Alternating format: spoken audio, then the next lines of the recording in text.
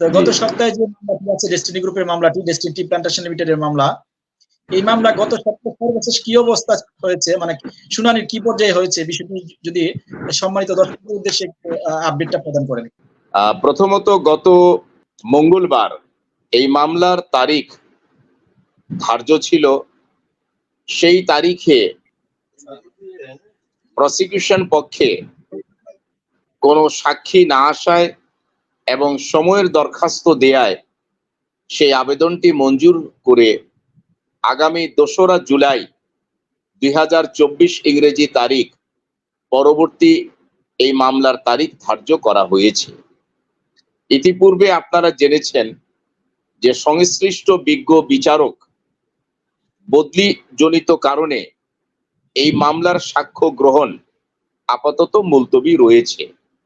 আমরা আশাবাদী ইনশাআল্লাহ নতুন বিচারক কর্মস্থলে যোগ দেওয়ার পরে পুনরায় মামলার গতির বেগবান হবে এবং মামলা নিষ্পত্তির ক্ষেত্রে আগত বিজ্ঞ বিচারক মহামান্য সুপ্রিম কোর্টের নির্দেশনা অনুযায়ী যথেষ্ট উদ্যোগ গ্রহণ করবেন বলে আমরা আশাবাদী। স্যার, একটি বিষয়, আমরা যে দুদক সম্ভবত সময় নিচ্ছে, এই যে একটা সময় নিচ্ছে, প্রতি সপ্তাহে সময় নিচ্ছে, মূলত দুদক এভাবে কত সপ্তাহ পর্যন্ত এভাবে সময় নিতে পারবে? প্রথমত আপনারা জানেন, যেহেতু বর্তমান বিজ্ঞ বিচারকের বদলিজনিত কারণে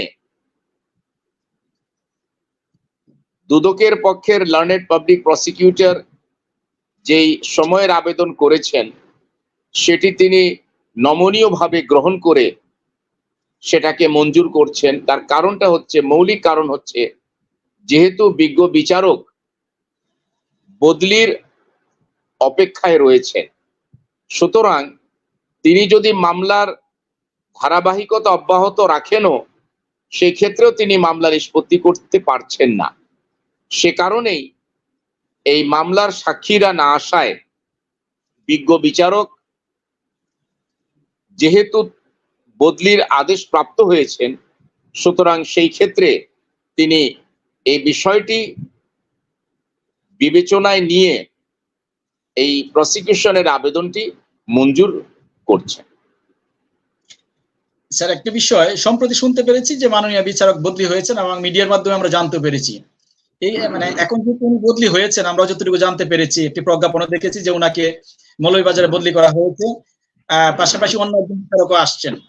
এখন সেক্ষেত্রে যে একজন বিচারক আসছেন, এর কারণে কি মূলত বিচার ব্যবস্থাটা কি বিলম্বিত হওয়ার সম্ভাবনা আছে কি? প্রথমত আজকের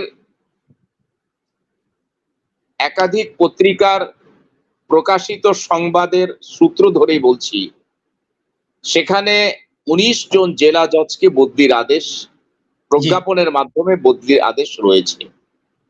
সেই আদেশে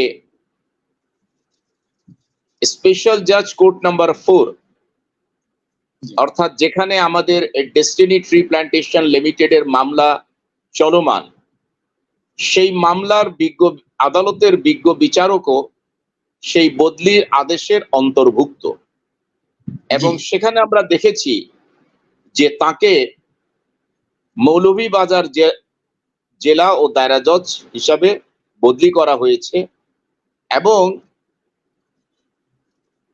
ব্রাহ্মণবাড়িয়ার নারী ও শিশু নির্যাতন ট্রাইব্যুনাল 3 নম্বর আদালতের বিজ্ঞ বিচারককে এই বিশেষ জজ আদালত 4 নম্বর আদালতে বিচারক হিসাবে বদলি করা হয়েছে। সুতরাং কিছু আনুষ্ঠানিকতা সম্পন্ন করার পরে একজন বিজ্ঞ বিচারক যখন নতুন কর্মস্থলে যোগ দেবেন, সেই যোগদানের পরবর্তী থেকেই মামলার কার্যক্রম শুরু হবে।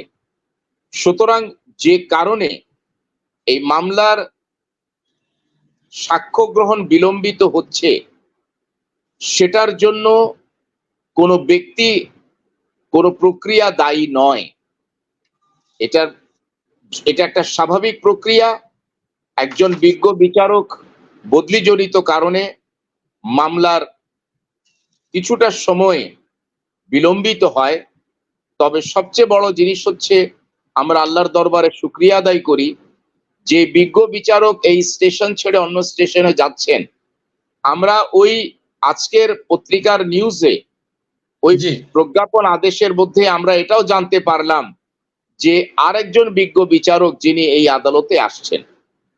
সুতরাং আমরা আশাবাদী যে বিজ্ঞ বিচারক নতুন যিনি আসবেন তিনি অচিরেই এই বিচারিক দায়িত্ব গ্রহণ করবেন এবং ইনশাআল্লাহ আমাদের পুরোদ্যমে আবারও বিচার কার্যের অবশিষ্ট যে প্রক্রিয়াগুলো রয়েছে সেটা অব্যাহত থাকবে।